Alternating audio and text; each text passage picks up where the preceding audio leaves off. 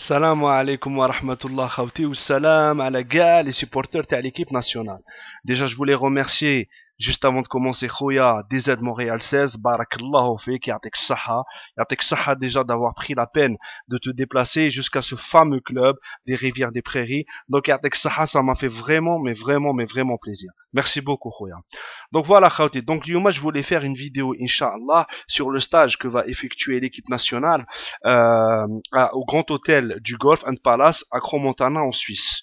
Donc bien sûr, cet hôtel-là parle pour lui-même. C'est un hôtel qui offre toutes les commodités, que ce soit des terrains d'entraînement, que ce soit un sauna, que ce soit une clinique privée. Il y a de tout là-bas. Il y a toutes les commodités et je pense, et j'en suis sûr, que les joueurs se rendent dans les meilleures conditions possibles. Donc ça, c'est quelque chose de très très important juste avant une compétition qui est la compétition majeure, qui est la Coupe du Monde. Donc voilà, et même en allant sur leur site, j'ai vu déjà qu'ils avaient mis le logo de la fédération algérienne avec un message de bienvenue. Donc vous connaissez un petit peu la tradition d'accueil des Suisses qui n'est plus à démontrer. Donc voilà, donc je sais que l'équipe nationale sera prise en charge de la meilleure des manières. Maintenant, moi, j'ai essayé qui m'a recommandé de faire une vidéo. Je vais décortiquer, Inch'Allah, comment ça se passe dans un stage en altitude. Bien sûr, en 10 minutes. Donc, on va commencer, Inch'Allah. Premièrement, quels sont les avantages de faire un stage en altitude? Premier avantage, Khawti, c'est que l'équipe nationale, elle a déjà 2 matchs qui vont se jouer en Afrique du Sud en altitude.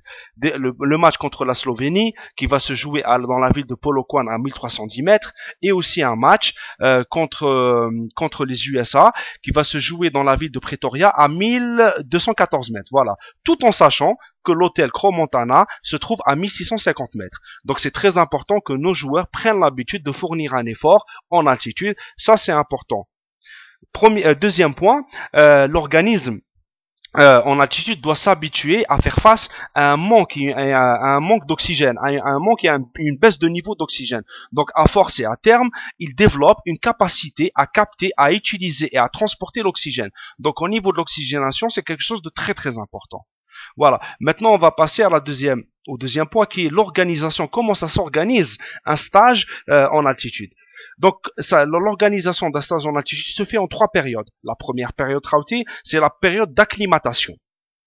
Donc, c'est la période d'acclimatation. Les joueurs doivent s'acclimater à l'altitude. Et là, ce qu'on fait, on fait des marches, de simples marches ou des footings à une allure qui est lente.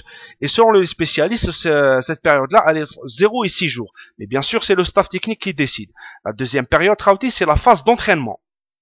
Donc la phase d'entraînement, elle est découpée en 2 parties. La première partie, c'est le fait la charge de l'entraînement est augmentée de manière progressive. Ça, c'est la première partie. Et la deuxième partie, le niveau des entraînements qui vont se faire en altitude vont arriver presque au niveau des entraînements qui se font en plaine. Donc vous voyez un petit peu l'intensité qu'il va avoir en altitude. Donc là, on est vraiment dans le vif du sujet. La troisième période, là, on va passer après la troisième période. Quelques jours, les derniers jours, juste avant de descendre, il y a un stress qui se crée. Et donc, pour prévenir ce stress-là, on allège l'intensité des entraînements. Donc voilà, Khawti. Donc comme je vous ai dit, l'organisation d'un stage en altitude se fait en trois périodes. Première période, période d'acclimatation. Deuxième période, phase de l'entraînement. Et troisième période, la phase de descente, on va dire, où on fait des entraînements beaucoup moins intenses. Maintenant, quels sont les problèmes qui peuvent subvenir? Parce qu'il peut y avoir des problèmes éventuels qui peuvent apparaître, je veux dire, quand on s'entraîne en altitude. Premier problème, il y a certains joueurs qui pourront pas peut-être s'habituer à l'altitude. Et là, on a des pathologies qui peuvent apparaître. On a des pathologies comme des troubles du sommeil, des maux de tête, des troubles digestifs, des palpitations cardiaques, des difficultés respiratoires, des vertiges. Donc j'espère, Inch'Allah, qu'aucun de nos joueurs sentira ce genre de pathologie, Inch'Allah. Deuxième problème qui est important, c'est la déshydratation. Donc on sait qu'en altitude l'air est sec, et aussi on a une intensité du rayonnement solaire. Donc les joueurs doivent beaucoup boire, donc beaucoup s'hydrater pour éviter tout problème au niveau de leur organisme. Donc l'hydratation, s'hydrater, je veux dire, quand on est en altitude, c'est quelque chose de très important. Troisième problème qui est un petit peu plus complexe, ce qu'on appelle la perte de l'habilité technique. Vous savez, Khawti, quand il y a les joueurs, quand ils s'entraînent en altitude, ils s'entraînent à une vitesse qui est amoindrie par rapport à un entraînement en plaine. Donc il y a une diminution de l'efficacité technique et aussi une diminution de la force explosive. Donc ça, c'est quelque chose qui est un petit peu fâcheux. Il y a deux chercheurs américains qui ont sorti un modèle d'entraînement. Ces deux chercheurs qui s'appellent Levin et Stray Gundersen. Voilà, ils ont deux noms un petit peu difficiles. Donc leur modèle d'entraînement s'appelle vivre en haut et s'entraîner en bas. Donc c'est juste pour vous en parler parce que c'est un modèle qui est énormément utilisé. Ça veut dire vivre en haut pour que l'organisme profite qui des bienfaits de l'altitude et s'entraîner en bas pour ne pas perdre au niveau de l'habilité technique. Donc est-ce que le staff technique va prendre en considération ce modèle-là qui est très connu des gens qui s'entraînent en altitude? Ça on ne le sait pas, mais je voulais le partager avec vous. Maintenant, il y a la phase de retour, Khawti. La phase de retour, ça veut dire quand les joueurs vont descendre. Cette phase de retour-là, il y a aussi 3 périodes. La première période, entre 0 et 5 jours, là, l'organisme et les performances sont au plus haut point, sont au maximum. Je veux dire, non, l'organisme est en mesure de faire des de très très bonnes performances. Voilà. Voilà, c'est un petit peu la même chose. Mais bon, voilà, c'est pour être un petit peu plus précis. Donc là, on est, là, l'organisme est prêt à faire de très très hautes performances. Ça, c'est entre 0 et 5 jours. Nous, on descend le 27. Le 28 mai, on a un match contre l'Irlande. Donc normalement, on va avoir des joueurs, si tout se passe bien, qui seront au top de leur forme. La deuxième période, c'est entre 6 et 12 jours.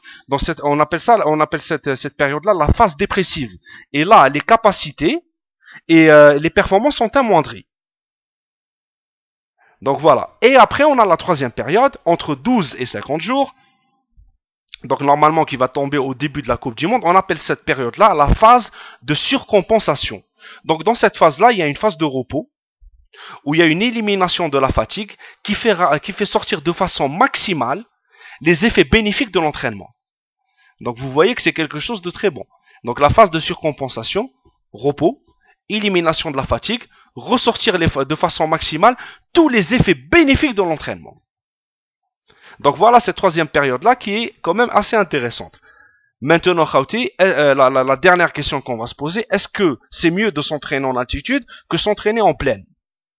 En 1996, il y a eu un groupe de chercheurs autrichiens qui a fait une expérience, qui est devenue maintenant actuellement une référence, où il a pris deux équipes, une qui l'a mis en altitude et une qui l'a mis en plaine. Même programme d'entraînement pendant la même période, 12 jours. Et après, quand il y a eu, quand on a mesuré les capacités et les performances physiques des deux équipes, on a vu celles qui étaient en altitude étaient meilleures sur ces points-là que celles qui étaient en plaine. Donc espérons que notre équipe nationale sera, Inch'Allah, au maximum de ses capacités. Donc voilà, Khawti. Donc pour résumer, Inch'Allah, on a parlé des avantages. On a parlé aussi de l'organisation d'un stage qui se fait en 3 périodes. Période d'acclimatation, période de la phase d'entraînement et aussi la descente et le stress et l'entraînement qui est l'horaire.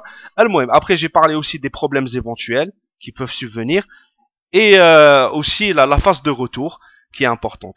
Donc voilà, Khawti. Donc j'espère que j'ai été complet, j'ai essayé, je me suis un petit peu documenté sur ça. J'espère que ça a été bénéfique aussi pour vous et j'espère surtout que ce sera bénéfique pour l'équipe nationale, Inch'Allah, que beaucoup de joueurs, Inch'Allah, retrouveront une certaine forme parce qu'on sait qu'on a beaucoup de nos cadres, à l'exemple de Ziani, un des cadres très importants de l'équipe nationale qui n'a pas beaucoup joué. Donc j'espère que cette phase-là, ce stage-là sera très très bénéfique pour nos joueurs, Inch'Allah, et on aura aussi des surprises comme le retour de Megni et puis le rétablissement de Ibda. Ça c'est un sujet aussi qui fait un petit peu peur à tous les supporters de l'équipe nationale. Donc j'espère tout le bien pour les joueurs au niveau de ce stage. Je l'espère de tout mon cœur et je peux vous dire que de mon côté, je pense que c'est une très très bonne idée, c'est une très bonne initiative de la FAF d'avoir choisi cet endroit-là, à cette altitude-là, et étant donné que cet endroit-là présente toutes les commodités qu'on peut attendre pour une grande nation de football comme l'Algérie. Donc ça c'est un plaisir. Donc voilà Khawti, donc barakallahu fikum, ya'tikum saha. Et puis Khawti, je vais faire d'autres vidéos Inch'Allah, et puis ne vous étonnez pas. Des fois je vais pas parler d'équipe nationale parce que j'ai envie de faire aussi 4 ou 5 vidéos sur les favoris. Donc vous étonnez pas, je vais parler du Brésil, de l'Espagne, tout ça et tout. Bon voilà, donc c'est en marche Inch'Allah, on va se mettre dans le bain qui met le pour la Coupe du Monde. Donc barakallahu fikum Khawti, ya'tikum saha, et puis comme toujours, 1, 2, 3, viva l'Algérie. Salam alaikum.